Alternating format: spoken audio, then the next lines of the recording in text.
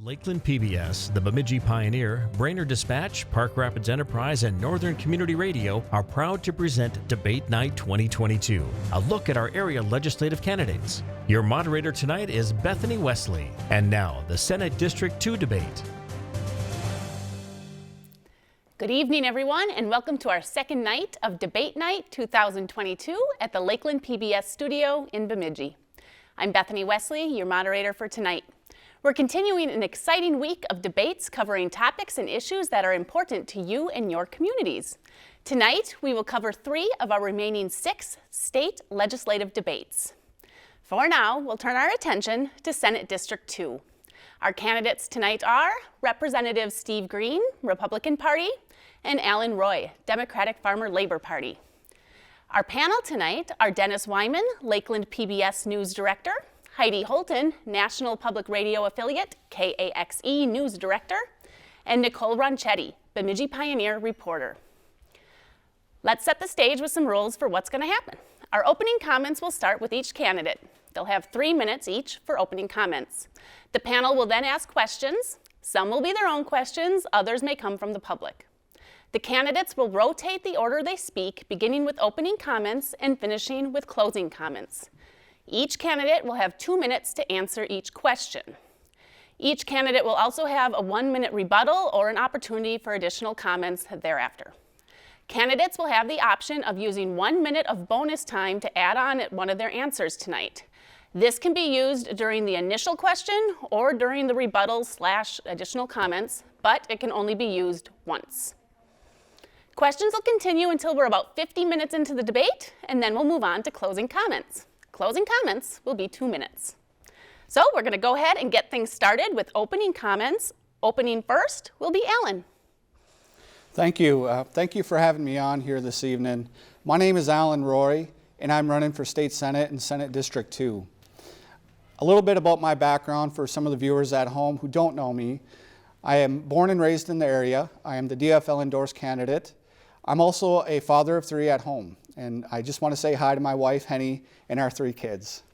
Also to my parents as well. My background is I went to school in Detroit Lakes High School. I went to college at the University of Minnesota and graduated in 2006.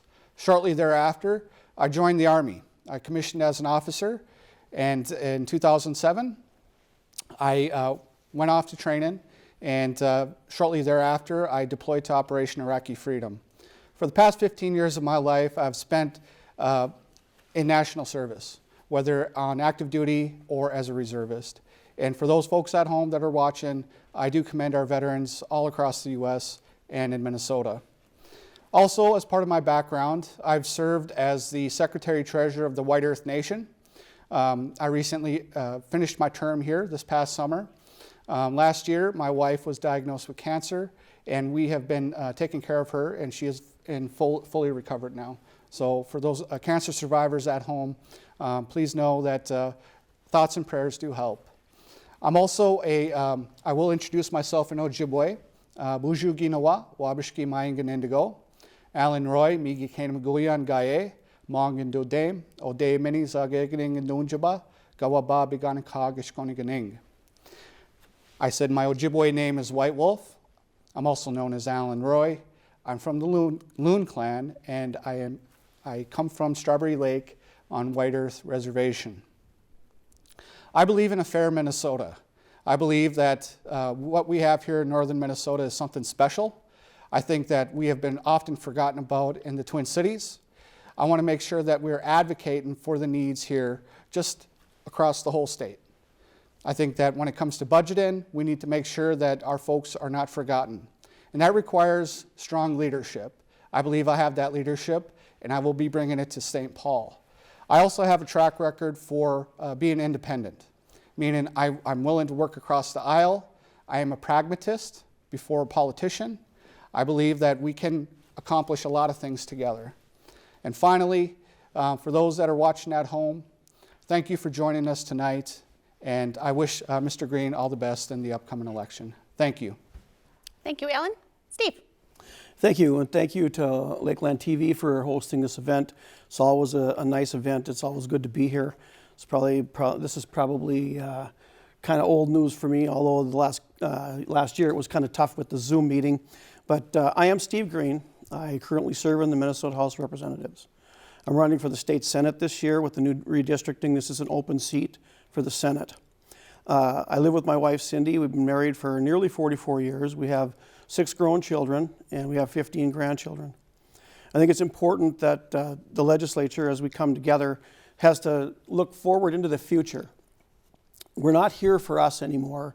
We're here to preserve the freedoms that we have enjoyed over the years for the next generation. As we're looking across the Minnesota and even the state or the country right now, it seems like a lot of those freedoms that we enjoyed when we were younger are vanishing before our eyes. And so it's just crucial for us to look at what is happening in our state, what's happening in our country, the issues with the inflation that we're seeing right now, the gas prices, the horrible statistics that we have on public safety since the Biden and Walz administration have been in charge. And so those, and then another important thing that I think we'll be discussing here tonight is in knocking doors in the Bemidji area. One of the main concerns here, it was twofold actually. Probably the top one was parental rights in the schools. And we've seen that with the school board now elections, that I think that the Bemidji area has 16 people running because they've seen some issues that need to be dealt with they don't think have been dealt with. And I've heard that at the doors. And the next is the crime and the drugs in the area. I think there's a lot of solutions that we can bring forward. It's not going to be easy. It never takes a short time to fix bad decisions, but we need to get started right away on those areas. For me, I born and raised in the area. I currently live on a family piece of land that my grandfather purchased back in the 30s. And I grew up there, my dad grew up there, and my kids grew up there. And so this is something that is very near and dear to my heart, keeping this northern Minnesota in good, responsible hands to pass on to the next generation. Thanks, Steve. We're going to move on to our questions from the panel. Our first question will come from Dennis, and then Steve, you'll answer first. All right, thanks, and thank you both for joining us tonight and taking part in our debates here. The first question for tonight, I'd like to talk about crime stats in the state. From 2018 to 2021, we've seen a large increase in crime. Violent crime is up 42%. Murders are up 93% over that time, and robberies 35%. As a lawmaker, how would you work to reverse this increase in crime in the state? One thing that you can see if you look at the statistics coming down, for all the law enforcement officers that are in decline, almost verbatim you can see a rise in crime on those areas. So one of the main things we need to do is recruit law enforcement and make sure that law enforcement knows that we have their back.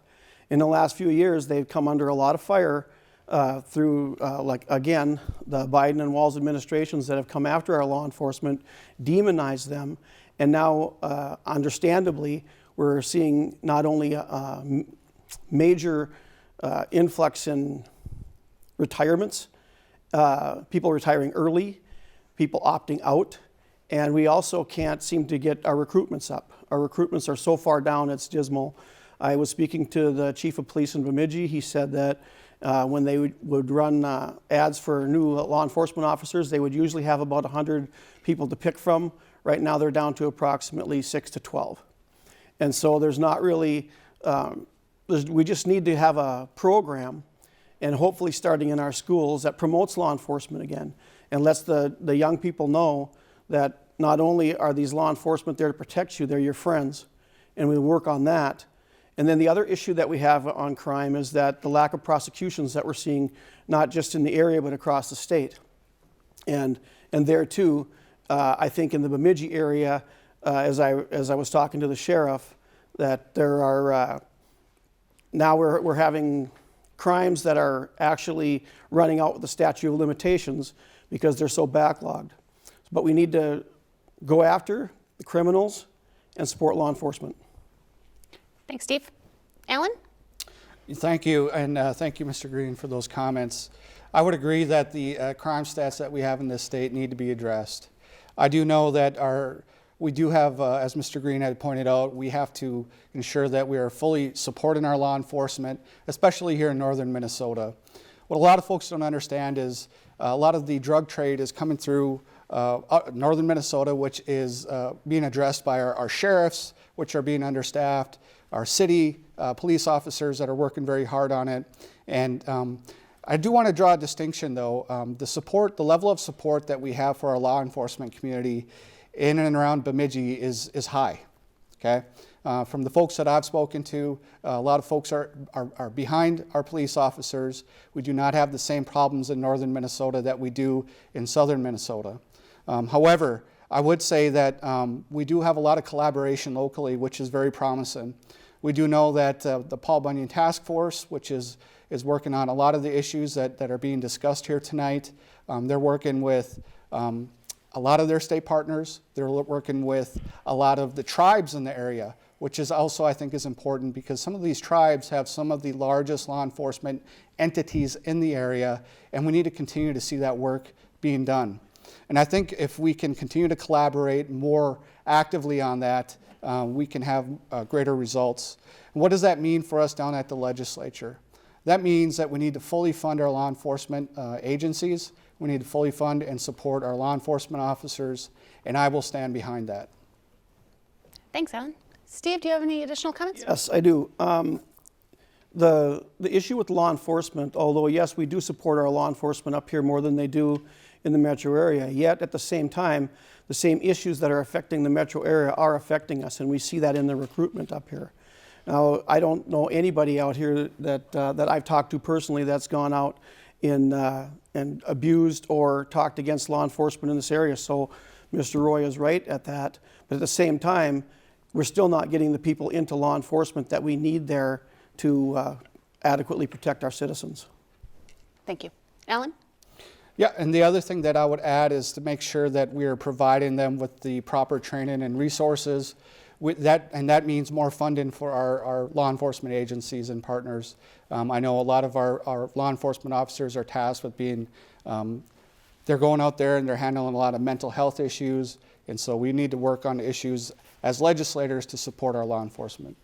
Thank you. We will move on to our next question from Heidi.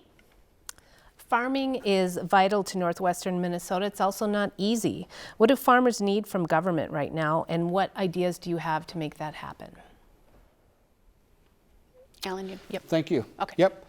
Yeah, so our farmers are often forgotten about down in St. Paul. We know that the Senate District 2 on the western portion, and all across the whole Senate District for that matter, our farmers are forgotten about.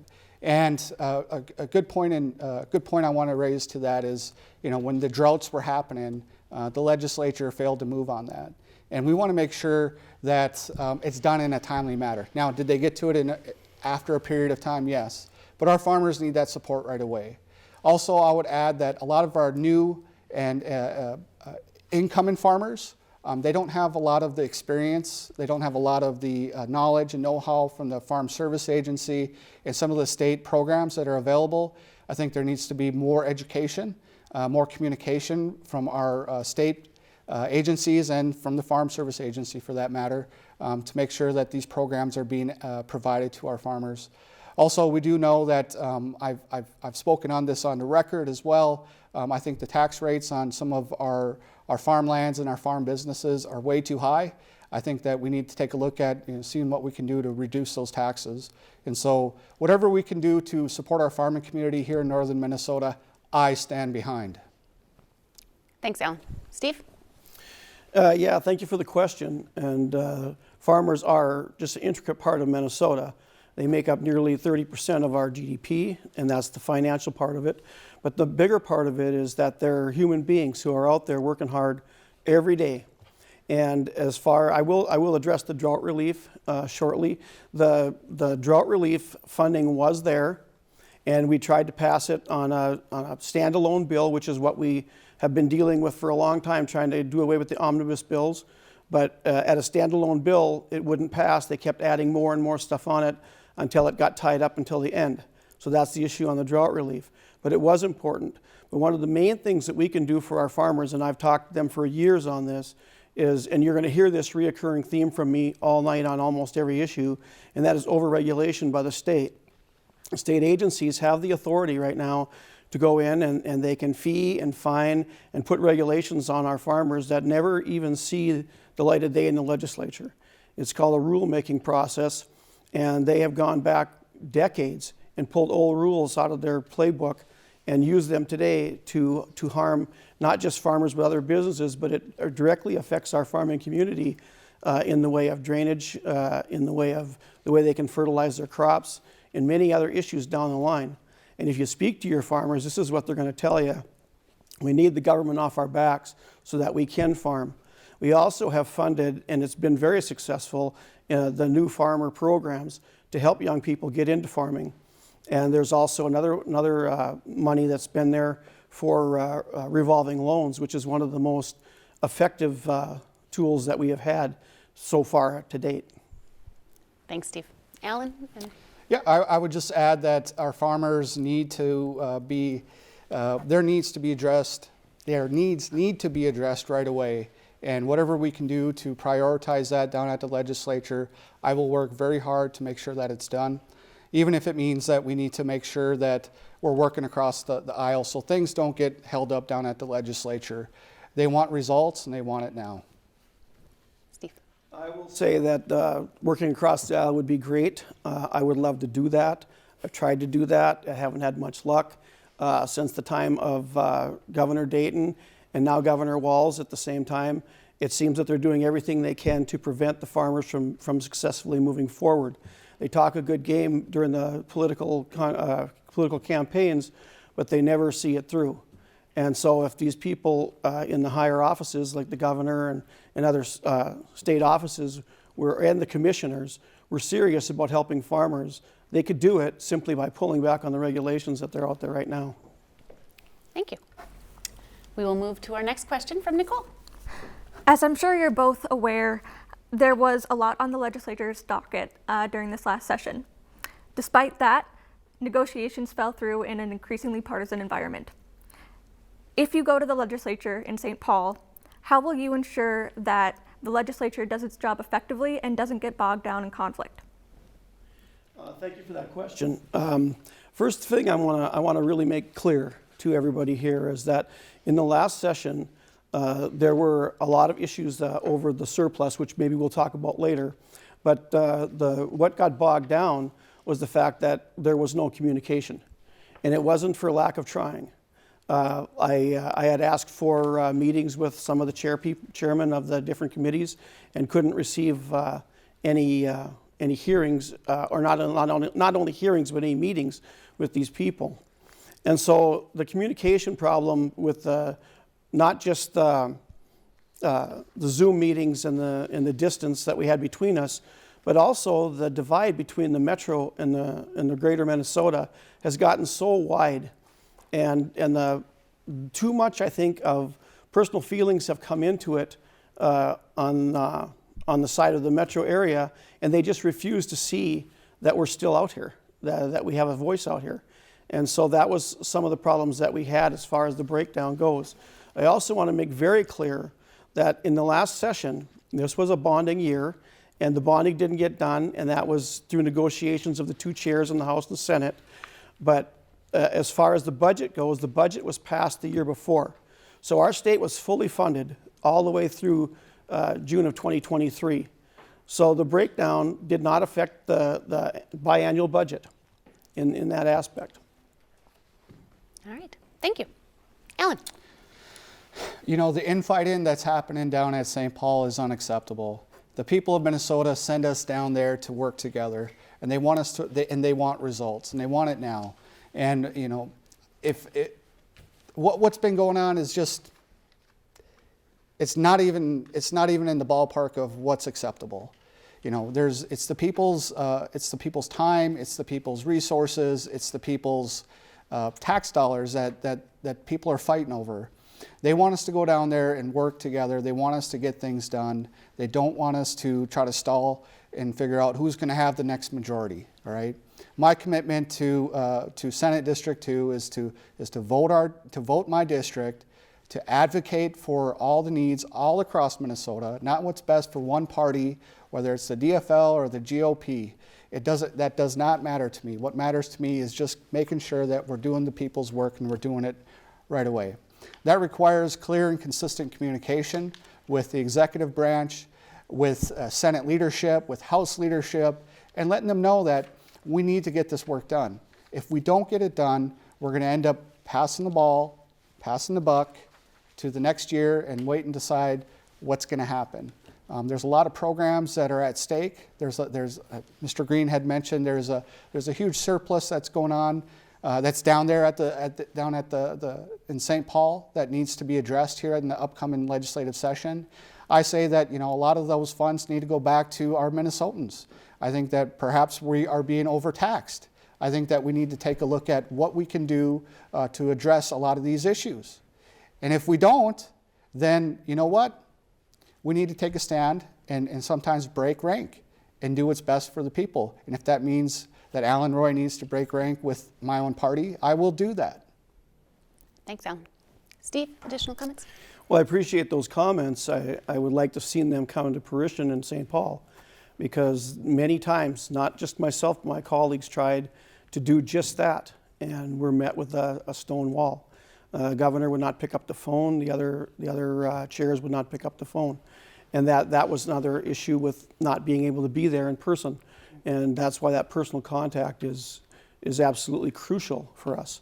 And the other issue is, you're right on that. We're not there to support any party. We're there to support the people of Minnesota. And that's what I think I've done over the last years, is brought the voice of rural Minnesota, and in particular at the time District 2B, down to St. Paul. Thanks, Steve. Alan? Yep, I agree with Mr. Green in his comments that we need to work together. And if that means that, hey, look, we need to sit down and have coffee, we need to have lunch, we need to have a beer together to figure out what we can do to get the work done, then let's get the work done. This infighting has to come to an end. And as far as I know, the Minnesota legislature, the Senate, is probably going to be decided by 1 or 2 votes, right? And if Senate District 2 is going to be one of those 2 votes, that means we're going to have a lot of say over the final decision making of the state and the budget and the direction that the state is going. That means that the executive branch, whether it's the governor, whoever the governor is going to have to work with us. And I want to make sure that Senate District 2 has a seat at the table and that those needs are going to be addressed. Thanks, Alan. We're not quite halfway through. I'm just going to give you just another friendly reminder that if you need an extra minute, go ahead and just kind of keep talking, and we'll reset the cards if you need that extra time. Dennis? I'd like to work in a question from one of our viewers now. I'd like to thank all our viewers for sending in questions. We've had way more than we've had in years past, close to 50 viewer questions sent in so far. This question is just simply, how would you work in partnership with our Native communities? Alan? Thank you. That's a great question. As a former tribal official, I've spent a great deal of my career and time working with other tribal nations. We know that after the redistricting here in Senate District 2, we have 3 of the largest tribal nations in Minnesota in the same Senate district. That would be the White Earth Nation, the Red Lake Nation, and the Leech Lake Nation. What that means as a legislator is that having consistent and clear collaboration, consultation, and coordination with those tribal governments. What a lot of people don't understand is that these tribal governments are economic drivers for the area, especially in Senate District 2 and in northern Minnesota. In fact, when I was on the tribal council, I knew that up to 60% of our employees were non-tribal. This is a little known fact, and it's probably true or consistent with those other 2 tribes. And so that means that as a legislator, we want to work on economic development. We should involve the tribes. We should involve those community partners that are also there to make sure that we're moving forward in a good way. Also, it means for public safety. I had mentioned earlier that White Earth Nation and Red Lake and Leech Lake Nation are part of the Paul Bunyan Task Force. That means that we're working together hand in hand to address crime. We're working hand in hand to address the drug trade. We're working hand in hand to address the criminals that are in the area. All right. It also means that there are a lot of disparities in the area. I think that working as a legislator, we should be consulting with those tribal leaders and officials, meaning that, hey, we're going down to the legislature and we're working on issues that's going to benefit everyone up here. Not just a select few, but everyone. So that is a great question. Thank you.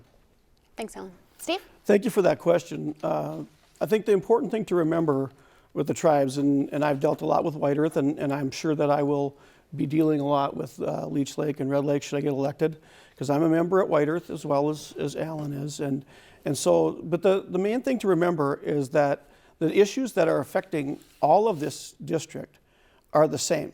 Whether you're a tribal member or not, whether you live in Bemidji or Red Lake or White Earth, wherever it is, the crime and the drugs is a huge issue for us. And I hear it all the time. What's important is the family and have an open communication across the board. And so not only with the tribal councils, but also the people in the district. I speak a lot with the folks in White Earth. Like I said, they're friends and relations there. And I can't walk off of White Earth and hear, and I don't walk off of White Earth and hear anything different in the Bemidji area than I hear at home. And they're concerned about their families. They're concerned about the schools. They're concerned about the issues of the economic development. Sure, yes, but honestly, that hasn't been the main leading subject I've heard at the doors. At the doors this year, I've heard parental control, parental rights, parental notification in our schools, and also public safety. And the other thing is the drugs, and where are the drugs coming from? Now, there's a huge problem with drugs coming across our southern border, and we know that. And I've talked to a lot of people down there, and the issue is with the immigration coming across, it's almost like it's scheduled, and they'll hold the people that are on the border, and when they're ready to move drugs across, they'll flood the border with immigrants, and drugs come by either side. And they're making their way straight up here, and they're affecting our kids, they're killing our kids. Even in Bemidji, out of the I think there's maybe possibly 12 people in Bemidji jail right now that are charged with murder, and only one of those is not a convict or not a drug problem. So that's the same issues. Thanks, Steve. Alan, response? Yes, you know, in terms of public safety and the tribes in the area in Senate District 2, what a lot of folks have to understand, and I've said it earlier, is that they have some of the largest law enforcement entities in Senate District 2, in northern Minnesota. They've got state licensed officers, they've got patrol cars, they've got investigators, they've got a lot of the resources that are needed. But one of the things that I do know is that they are lacking funding from the federal government. They're also lacking funding from the state government. And perhaps that's part of the problem that we have here in Senate District 2. My commitment to the tribes and to every Minnesotan here in northern Minnesota in Senate District 2 is to advocate for funding for all of our law enforcement agencies, but also to bring our tribal partners to the table so that they are being funded too, so that they can take a bite out of crime. Thank you. Steve? I don't think there's much more to add to that. I think that as far as the funding goes, there's funding shortages, always going to be funding shortages across the state until we can get a handle on some of the abuse. You know, we've heard the stories about how a lot of the 501c3s have wasted money. The last one was $250 million. And that's been an issue for us for a very long time, at least the last 4 years, trying to get a handle on some of the funding sources for these different nonprofits, and they're taking the money and spending it elsewhere. And not just is that money not going to help to fight crime, it's also helping to perpetrate that same crime. Thank you. You can take a minute at your next question if you'd like, so we can give you 3 minutes. You can talk to this and then answer the question. All right. Heidi. The Secretary of State's race is one of the most contentious in this election, and that has to do with the questioning of Minnesota's election system. My question to you is, do you trust Minnesota's election system, and will you accept the outcome of the election? Steve. I think that the accepting of the outcome is probably a given. We've seen that. As far as the elections go in 2016, there was a huge uproar, including by the presidential candidate Hillary Clinton, that she didn't think the elections were safe. In 2020, it went the other way. So whether you believe there's an issue or not, enough people do believe there's an issue on both sides of the aisle, and I think that the very least that we should be doing is investigating some of these things. And also, I'm a huge proponent of voter ID. I think it's just a no-brainer. There's the one opposition to it is that people can't get IDs. I just don't know very many people that don't have an ID right now. But if they do need an ID, one can surely be provided from them. And I think that at the last time we checked on it, the cost of that ID would probably be $15. If they can't have the $15, we could provide it. But as far as the elections go, it is very, very important that the people who are going out to vote, that they trust the elections. And right now, it seems like on both sides of the aisle, there's a question about that. Thanks, Steve. Alan? For the viewers that are watching at home, I want to tell you something that is very near and dear to my heart. The United States has free and fair elections. I trust our county auditors to do their job. They're our neighbors, all right? I trust the election judges that are in our communities here in northern Minnesota to do their job as well. I do not question their integrity. I do not question their ethics. I do not question them at all. I think that Minnesota has, over 80%. In fact, it has over 80% voter participation rates. It's one of the highest in the country. It is something that we as Minnesotans should take great pride in, and especially in our electoral process. We have free and fair elections. Let me repeat that one more time. Minnesota has free and fair elections. And a lot of good men and women have fought for that freedom and that right. And if I'm elected as your next legislator, I will make sure that those free and fair elections are protected. Okay, thanks, Alan. I agree. Many people have fought for our freedom and our elections. There's no question about that. And so if there is a question out there as to if there is a problem, then we owe it to those people who have fought and died for that to see to it that everything is done in a proper manner. And just to say that that I support voter ID certainly isn't in any way impugning the integrity of election judges. I was an election judge myself for many years, and I believe our election judges are honest. But there is a problem with the mail-in ballots where you don't know where they're coming from, and that's an issue. Is there a problem with ballot harvesting? Let's find out. The question has been raised from both sides of the aisle. Let's take a look at it and see what the answer is.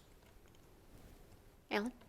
Yeah, I would add to those comments that if there is voter fraud that is happening out there, then those individuals responsible should be brought to justice. Our freedoms and our fair elections have been fought for. We have them. This is our very sacred right to vote. And if there are any questions about the integrity of an election, please bring it up. Please bring it to the law enforcement authorities so that it can be addressed. But starting rumors and speculation is not going to help the situation. We need to get it into the right law enforcement hands. Thank you. Thank you. Nicole? Northern Minnesota has some of the most beautiful landscapes in the state, between its lakes and rivers and its old-growth forests. If you are going to the legislature, how would you work to protect and preserve these pieces of cultural history?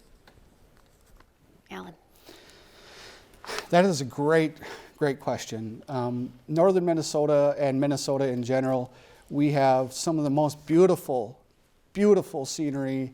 We have some of the most beautiful lakes, and we've got tremendous natural resources and cultural heritage in what we call our home.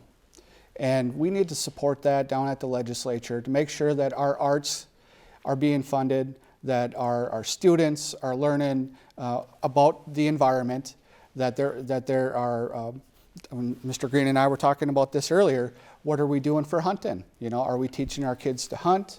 Are we teaching them to fish? But are we doing it responsibly? And that is an important thing.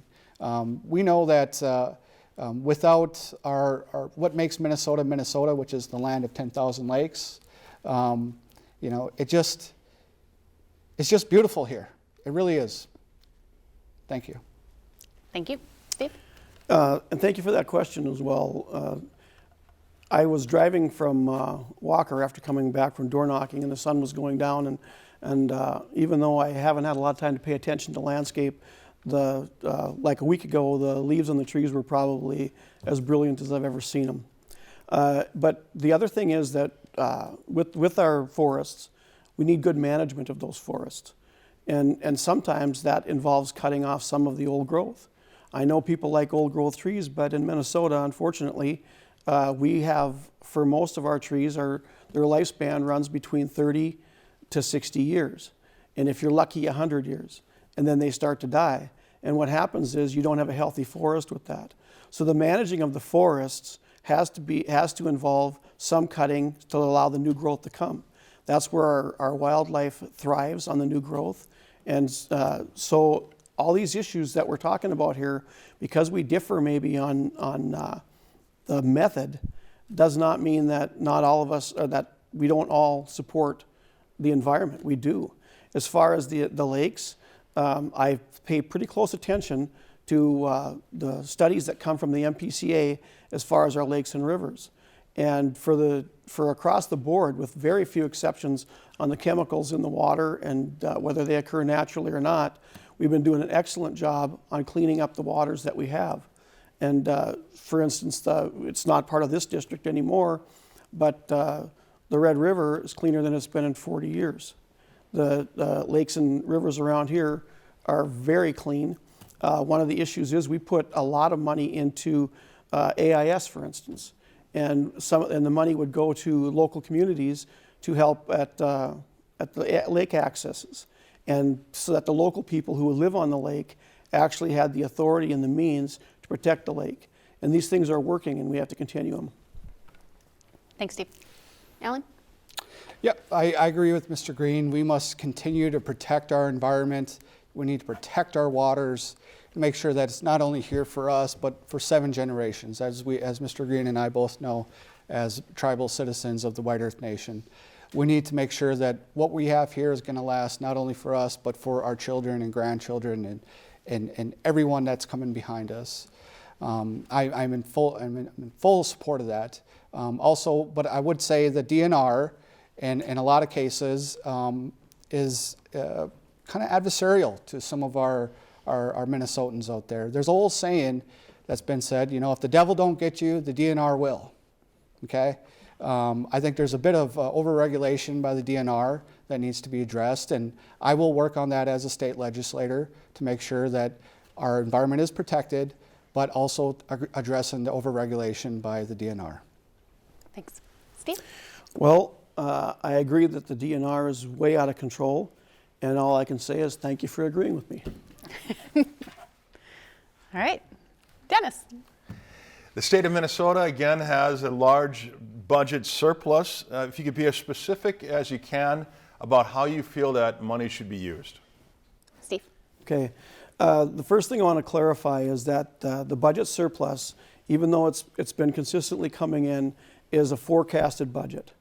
And that was the issue in the last legislature. During the COVID, the federal government dumped about $81 billion into Minnesota's economy.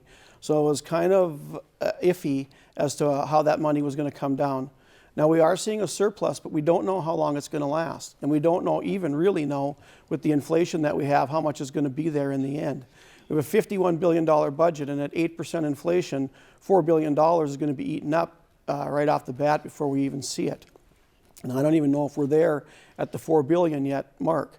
And if you look at some of the stuff that's coming in, with the increase in inflation and the higher cost of all the goods that we have, then you're seeing more money coming in as an overtax on the people because of the inflated prices.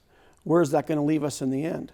So what I would like to do in the next session, when we go in, is use that money as we figure out our budget moving forward. And for one thing, we can finally, I hope, do away with the tax on Social Security.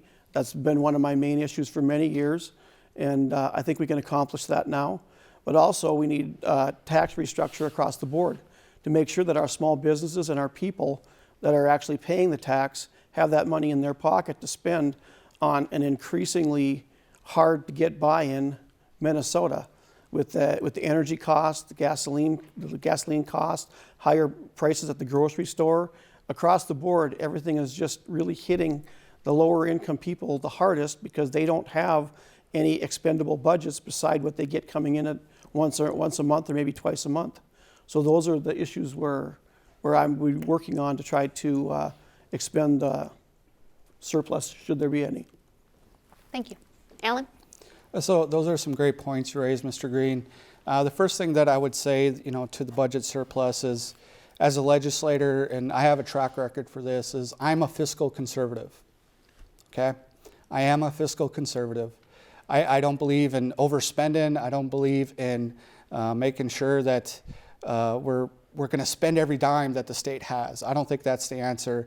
I think we need to take a long-term look at the sustainability of the state, what we can fund, what we can maintain, and where can we make tax cuts. The first thing I would do is to make sure to take a look at what we can do with that surplus to make sure that it gets back to the pocketbooks of the Minnesotans that provided those funds, right? Making sure that those payments are coming out to our folks out there that have fully supported the state. I also would advocate for health care. I think healthcare access and affordability here in northern Minnesota is a problem. We know in the city of Mahnomen, which is in the Senate district, that hospital over there is totally underfunded, and we need to make sure that is funded. If you go to Baudette, if a person is going into labor, they got to come all the way down to Bemidji or some other place. They can't have adequate health care or access to health care in a lot of these remote areas. Education. I've been endorsed by Education Minnesota and the Interfaculty Organization. I'm strongly in support of funding our education system. A lot of our rural schools are the heart and soul of our communities. We need to make sure that we're taking care of our students and families.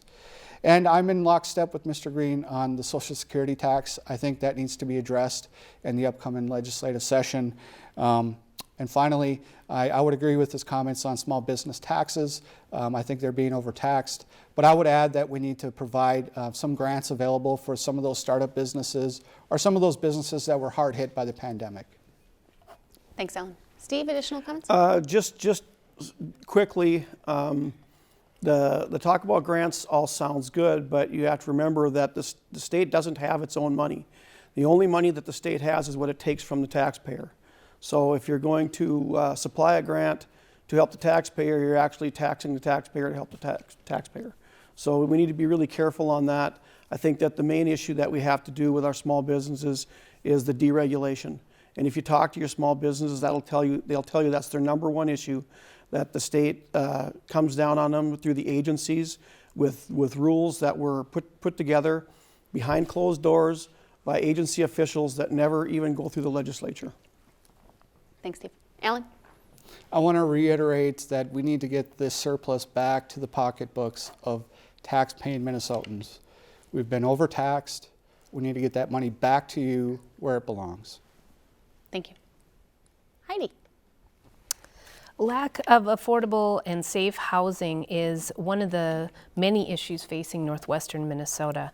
Have you met people who are struggling with housing? What can the Minnesota legislature do to address local housing issues?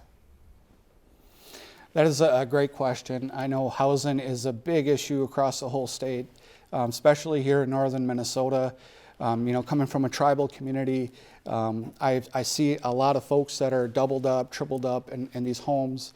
We see a lot of doubling up and tripling up in all homes for that matter. And it needs to be addressed. And we need to work with Minnesota Housing and Finance Agency. We need to take a look at what are the regulations that are in place and what sort of regulations need to be removed. I would say that we need to work with a lot of the employers in the area. We know that it's difficult for folks moving back home because there's been an exodus for folks from moving away from northern Minnesota because there is no housing, right? We need to work with our private sector, talk with our housing developers. We need to work with our local governments, the counties. We need to work with the city of Bemidji here, or whatever cities that it's affecting in Senate District 2. and also making sure that there is funding available for that sort of for that issue. All right. Does that mean that we just try to fix the thing unilaterally? No, it means that we need to work with each other across the board. We know that housing is a huge issue. We need to make sure that it's affordable as well. I think that the housing, the cost of rent is way too high for a lot of these folks that live in the area. But I would still say that we need to talk with our landlords. We need to talk with our private developers in the area to see what we can do to fix it. Thank you, Alan. Steve. Thank you. The housing issue is huge, and it's not just low-income housing, it's market rate housing. And it's all too high. And I've worked on some plans that I thought would work in the past, and I continue to work on those. And one of those is to try to get housing that's put in either without state money, or else we have to remove the restrictions that come with the money once the state gets involved. For instance, we had an apartment building up in the Roseau area that actually applied for a grant to get this housing in. And the grant, I'll probably be wrong on the numbers because it's been a while, but it was approximately $300,000 grant that they got. But the $300,000 was eaten up with the cost of the regulations that came from the state. And so the people that did all the work on trying even writing the grant said they came out with about $20,000 in the end. And so there's a huge backup of bureaucracy in Minnesota. And there again, like my reoccurring theme, it comes through the agencies. And as of yet, the legislature has been unwilling to go after the agencies and rein them in. And it is not just our authority, but it is our responsibility to look out for the citizens of Minnesota. And we can't have a government that's behind the scenes that you don't even know who they are. They're taxing you in ways through fines and fees and regulations. And it's not just affecting the businesses, because every business that's paying taxes or paying these fees and fines, if they're going to stay in business, has to pass that on to their consumers. So once again, it's the consumer that's always paying it, and the people that are on fixed incomes are the ones that are always hit the hardest. So we just absolutely, we're at a point where we don't have a choice anymore. We just have to fix this regulation problem through our state agencies. Thanks, Steve. Alan, a response? Yeah, I would say very plainly, there's also an old saying is, the government is good at some things, most things not. All right? I think that we need to work with our private sector. I think we need to work with our local partners and employers in the area to see what we can do to address this from a market issue. I think that there's overregulation? Absolutely. I think there's definitely overregulation there. However, just blaming the state for this issue is not going to fix it. We need to come to it with solutions, and I'm committed to finding those solutions with our private sector partners. Thanks, Alan. Steve? Well, the private sector is who builds the buildings. The state doesn't come out and build the buildings, so yes, there's always interaction with private agencies. And they're the ones that'll tell you that a general rule is on some of these bigger projects, and they include roads as well, but construction work, is that 25% of their cost comes through regulations through the state and sometimes the federal government. So imagine, if you will, a construction project that's $100 million could be brought in for 75. And so that's $25 million you'd have to spend for something else. Now, that's an extreme case, because I don't think we need to do it with all regulations. We obviously need some, but we're just super overregulated, and we have to take care of that problem. Thanks, Steve. That concludes the question portion of tonight's debate. So we're going to move into closing comments. So you each have 2 minutes for closing comments. And Steve, you'll go first. Well, thank you, and I want to thank Lakeland TV again for the opportunity to come before you today. It's always a pleasure to be here. In my closing statements, I just want to say thank you to the people that I've encountered and those that I will encounter now in the next 21 days, outdoor knocking. Once again, as we move forward into this this election and the next legislative session, I would love to see us have whoever comes out in the election, have our bills ready to go. We're at a point in Minnesota where we can't wait much longer to get these problems fixed. And if we come into the legislative session and then start trying to get together and figure out what bills we can move forward, we're going to be at least a month, maybe two, behind the 8 ball.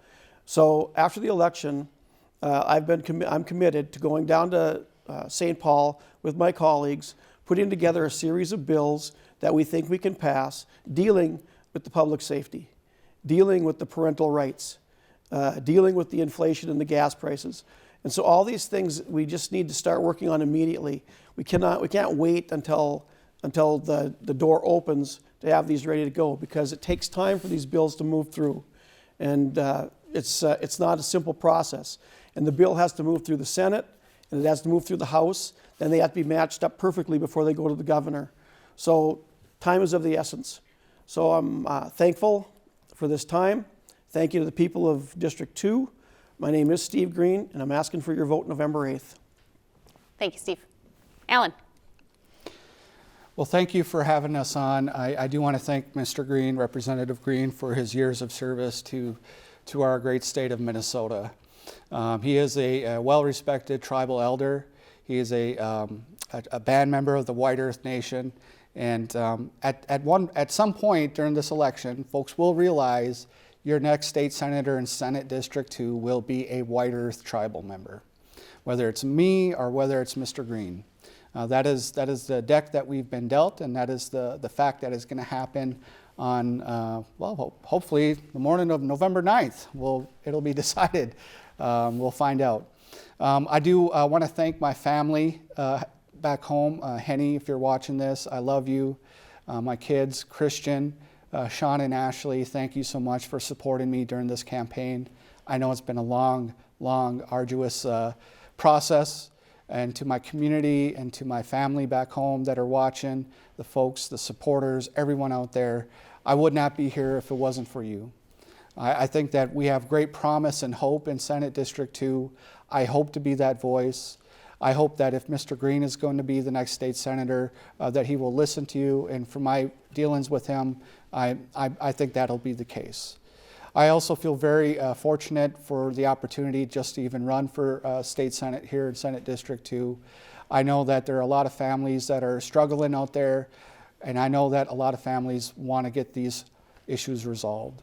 My commitment to you is making sure that we work on these things together.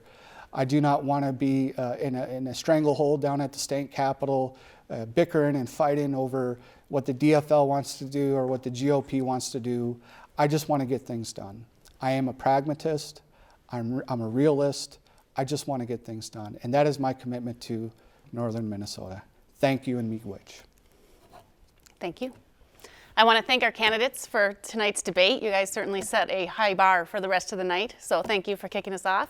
Thank you to our panelists, Dennis, Heidi, and Nicole. Thank you all for watching.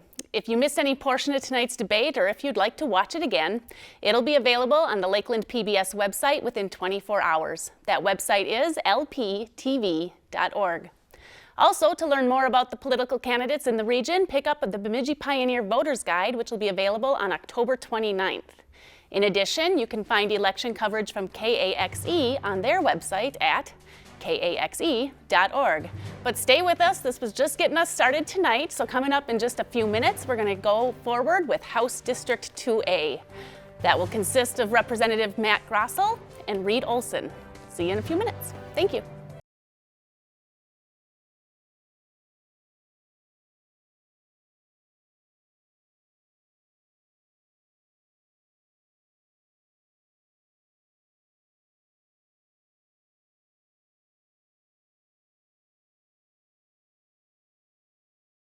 Lakeland News is member-supported content. Please consider supporting Lakeland News today.